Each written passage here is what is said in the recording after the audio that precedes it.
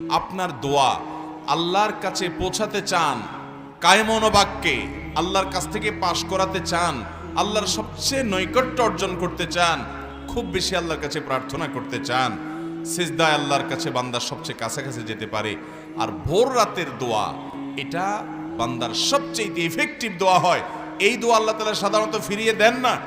এবং নবী করিম সাল্লাল্লাহু আলাইহি সাল্লামের সেই বিখ্যাত হাদিস আপনারা সবাই কম বেশি শুনেছেন, রাতের শেষ প্রহরে আল্লাহ রাব্বুল আলামিন দুনিয়ার আসমানে এসে বান্দাকে ডেকে ডেকে বলেন, কোনো বর্ণনা আসছে যে আহ্বায়ক কোনো এক ঘোষক ঘোষণা দেয়, কোনো বর্ণনা আসছে আল্লাহ তাআলা স্বয়ং ডাকেন এবং বান্দাকে বলা হয় আলা আমিন মুস্তাগফিরিন ফাগফির লাহ, তোমাদের মধ্যে কেউ কি আছো যে গুনাহ করেছো, অপরাধ করেছো, আল্লাহর কাছে মাফ চাইবা তো আমি তাকে মাফ করব।